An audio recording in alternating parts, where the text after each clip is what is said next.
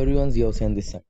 So today hand we are dealing with a topic called as biological classification. Okay, so let's get started. So starting with the first thing first, basically the five kingdom classifications. First kingdom is called as kingdom Monera. So let's get started. So here the kingdom Monera includes all the prokaryotes. Basically, these are unicellular prokaryotes, including the mycoplasma, bacteria, actinomycetes, and the cyanobacteria. So the general characteristics of the kingdom Monera. So they are unicellular prokaryotes and they contain the most primitive of living forms. The most primitive living forms are found in the kingdom Monera. They are basically microscopic and their cell wall is present. Okay. Their genetic material is not organized into nucleus and it contains naked DNA, which means they are without histone. They are without histone or the DNA binding protein. Deal with the case. And the membrane bound organelles are absent here.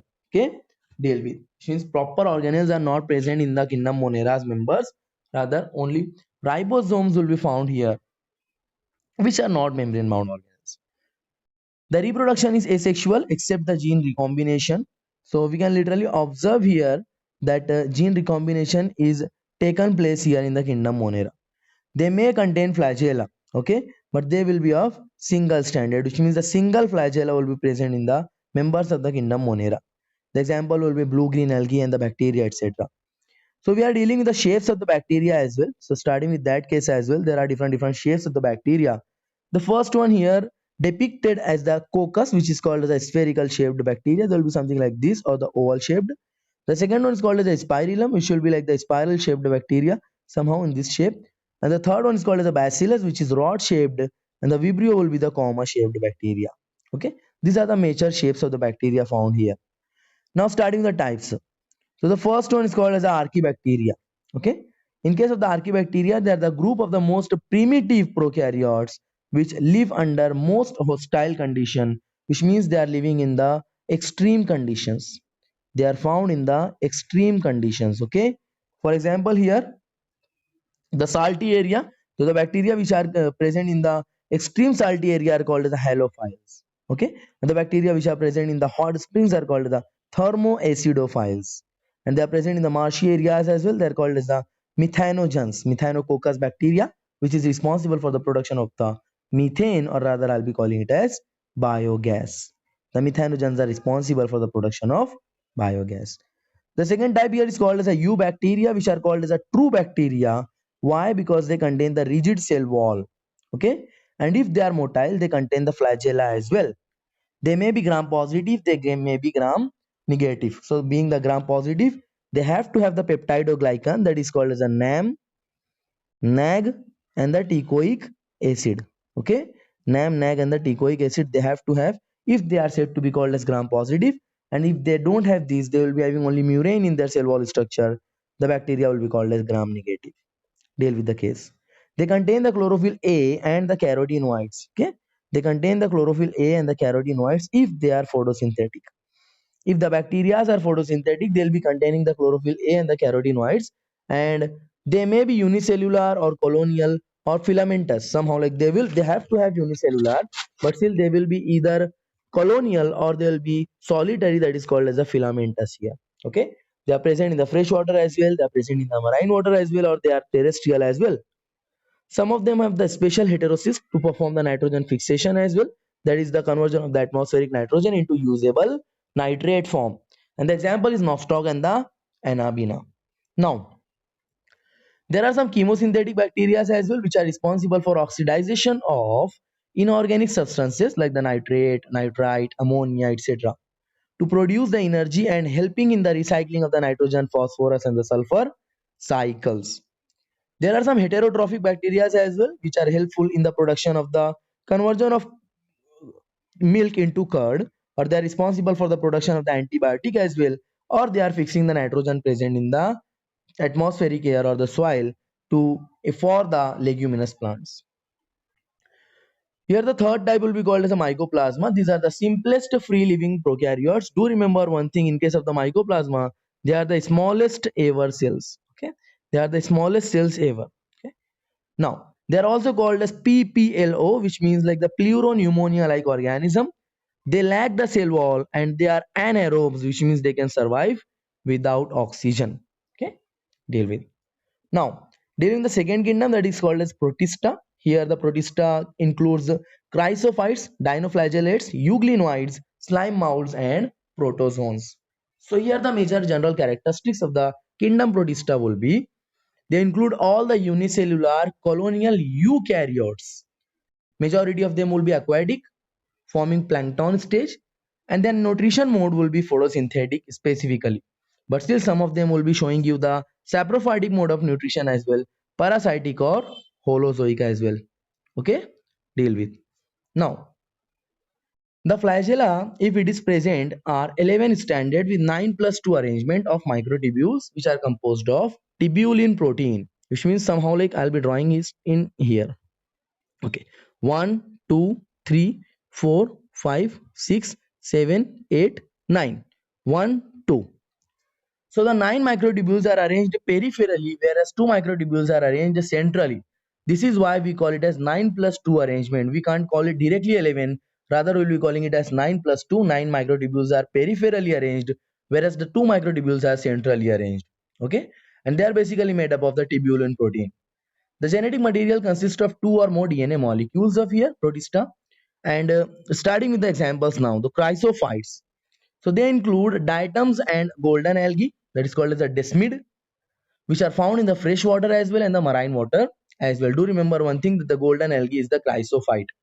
The diatom cell wall form two thin overlapping cells to fit together, that will be called as the soap box, or like they'll be forming the shape of soap box. Do remember this because this type of question they're asking in the competitive.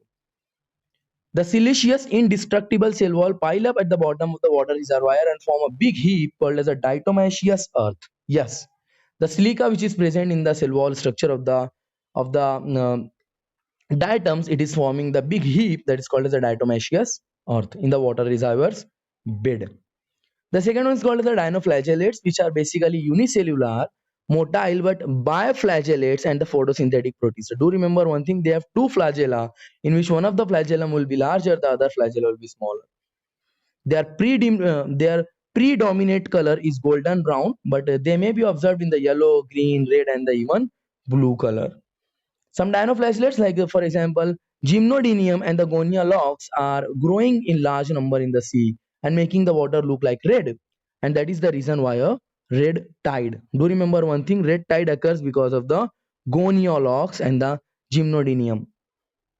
Now dealing with the euglenoids. So here the euglenoids are euglena-like unicellular flagellates which are possessing the pellicle instead of the cell wall, the covering, which makes their body flexible.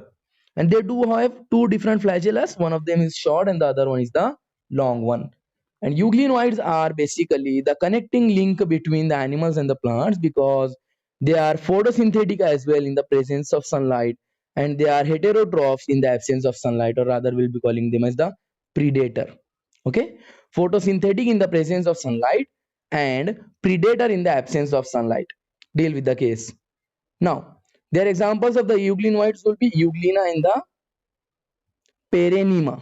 Okay, perennium. Now, dealing with slime mold. So here the slime molds, they are saprophytic protists and they feed on the decaying twigs and leaves. They are saprophytic, which means they are feeding on the dead and the decaying matter. Under favorable condition, they are forming an aggregation which is called as plasmodium, which is producing the fruiting bodies. Do remember the case that the plasmodium is a protozoa as well, and here the plasmodium is the aggregation of the slime mold. Okay, deal with. Here as well you can observe plasmodium. So I'll be going for the differentiation. So they are forming under favorable condition, the slime mold is forming the aggregation that is called as plasmodium, which is producing a fruiting body which is bearing the spores. And the cell wall of the slime mold spores bear cellulose. Do remember the case. Cell wall is cellulosic. Example will be Physarum and Fuligo. Now dealing with the protozoa. So here all the protozoans are heterotrophs and are living as a predator of the parasite. Okay, they are classified as the amoeboid as well, in which the example will be amoeba and the entamoeba. Do remember the case that the amoeba is non-pathogenic, whereas the entamoeba is causing dysentery.